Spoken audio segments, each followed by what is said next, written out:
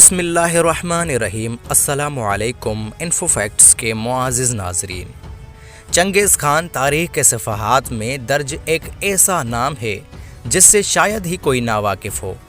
ان کے ظلم اور بہادری کی کہانیاں دنیا بھر میں مشہور ہیں۔ ان کی فوجیں جس علاقے سے گزرتی تھیں اپنے پیچھے بربادی کی داستان چھوڑ جاتی تھیں۔ کہنے کو تو وہ منگول حکمران تھے، لیکن انہوں نے اپنی تلوار کے زور پر ایشیا کے ایک بڑے حصے پر قبضہ کر لیا تھا۔ تاریخ میں اتنے بڑے حصے پر آج تک کسی نے قبضہ نہیں کیا۔ دنیا بھر میں جتنے بھی بڑے مہاراجا، سلطان یا بادشاہ رہے، ان کے مرنے کے بعد بھی مقبروں کی شکل میں ان کے نشان باقی رہے۔ یہ مقبرے شاید اس لیے تعمیر کیے گئے کیونکہ وہ چاہتے تھے کہ لوگ انہیں ہمیشہ یاد رکھیں۔ لیکن حیرت کی بات ہے کہ چنگیز خان نے اپنے لیے ایک عجیب سی وصیت کی تھی۔ وہ نہیں چاہتا تھا کہ اس کی موت کے بعد ان کا کوئی نشان باقی رہے، لہٰذا اس نے اپنے ساتھیوں کو حکم دیا کہ اسے کسی گمنام جگہ پر دفنایا جائے۔ وصیت کے مطابق ایسا ہی کیا گیا۔ فوجیوں نے انہیں دفنانے کے بعد اس کی قبر پر تقریباً 1000 گھوڑوں کو دوڑا کر زمین کو اس طرح سے برابر کر دیا کہ قبر کا کوئی نشان باقی نہ رہا۔ منگولیا کے رہنے والے چنگیز خان کی موت کے بعد 8 صدیاں گزر چکی ہیں۔ اس تعلق سے کئی مشن چلائے گئے، لیکن ان کی قبر کا سراغ نہ مل سکا۔ نیشنل جیوگرافک نے تو سیٹلائٹ کے ذریعے اس قبر کی تلاش کرنے کی مہم شروع کی تھی، جس کا نام ویلی آف خان پروجیکٹ تھا۔ دلچسپ بات یہ ہے کہ چنگیز خان کی قبر تلاش کرنے میں غیر ملکی لوگوں کی ہی دلچسپی تھی۔ منگولیا کے لوگ چنگیز خان کی قبر کا پتہ لگانے میں دلچسپی نہیں رکھتے تھے۔ اس کی بڑی وجہ ایک خوف بھی ہے۔ کہا جاتا ہے کہ اگر چنگیز خان کی قبر کو کھودا گیا تو دنیا تباہ ہو جائے گی۔ لوگ اس تباہی کی مثال دیکھ بھی چکے ہیں۔ اس وجہ سے بھی ان کے دلوں میں وہم نے اپنی جگہ پختہ کر رکھی ہے۔ کہا جاتا ہے کہ 1941 میں جب سوویت یونین میں 14ویں صدی کے ترک منگول حکمران تیمور لنگ کی قبر کو کھودا گیا تو نازی فوجیوں نے سوویت یونین کو پیچھے ہٹنے پر مجبور کر دیا تھا۔ اس طرح روس بھی دوسری عالمی جنگ میں شامل ہو گیا تھا، اسی لیے وہ نہیں چاہتے تھے کہ چنگیز خان کی قبر کو بھی کھولا جائے۔ کچھ ماہرین اسے چنگیز خان کے لیے منگولیائی لوگوں کا احترام سمجھتے ہیں۔ ان کے مطابق چونکہ چنگیز خان خود نہیں چاہتا تھا کہ اسے کوئی یاد رکھے، لہٰذا لوگ آج بھی اس کی خواہش کا احترام کر رہے ہیں۔ منگولیائی لوگ بڑے قدامت پسند خیالات کے حامل رہے ہیں۔ وہ اپنے بزرگوں کے گزر جانے کے بعد بھی اسی طرح احترام کرتے ہیں جیسے ان کی زندگی میں کرتے تھے۔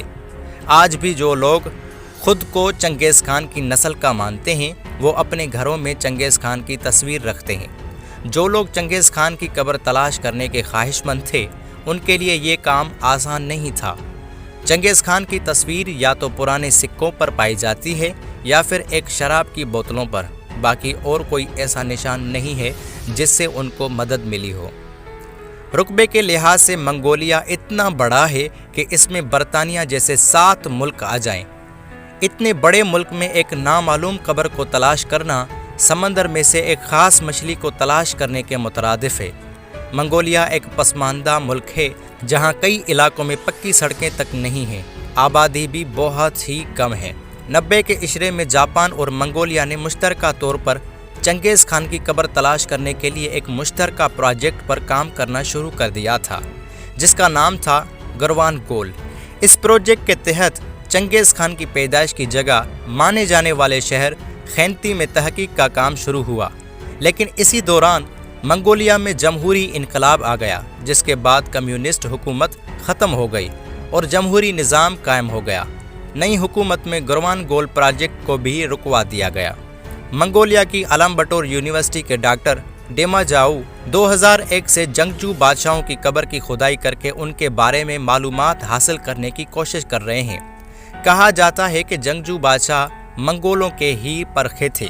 چنگیز خان نے بھی اس بات کا ذکر کیا تھا، لہٰذا ان بادشاہوں کی قبرگاہوں کے اندازے اس بات کا پتہ چلانے کی کوشش کی جاتی رہی ہے کہ چنگیز خان کا مقبرہ بھی انہی مقبروں جیسا ہی ہوگا۔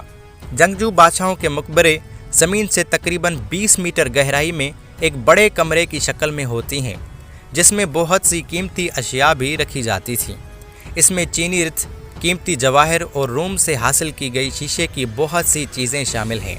مانا جاتا ہے کہ چنگیز خان کی قبر بھی ایسی ہی قیمتی چیزوں سے لبریز ہوگی جو اس نے اپنے دور اقتدار میں جمع کی ہوں گی، لیکن ڈاکٹر ارادی بیٹور کو لگتا ہے کہ چنگیز خان کی قبر شاید ہی کبھی تلاش کی جا سکے گی۔ منگولیا میں مقبول قصوں کے مطابق چنگیز خان کو کھینتی پہاڑیوں میں برخان خالدون نام کی چوٹی پر دفنایا گیا تھا۔ مقامی قصوں کے مطابق اپنے دشمنوں سے بچنے کے لیے چنگیز خان یہاں چھپے ہوں گے اور مرنے کے بعد انہیں وہیں دفنایا گیا ہوگا۔ البتہ بہت سے ماہرین اس بات سے متفق نہیں ہیں۔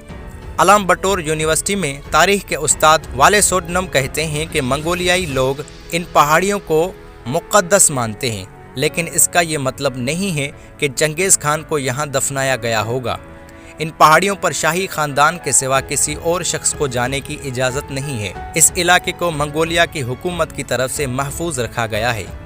یونیسکو نے بھی اسے عالمی ثقافتی ورثہ کا درجہ دے رکھا ہے، لیکن کسی بھی تحقیق سے آج تک یہ نہیں ثابت ہوا کہ واقعی چنگیز خان کی قبر یہیں ہے۔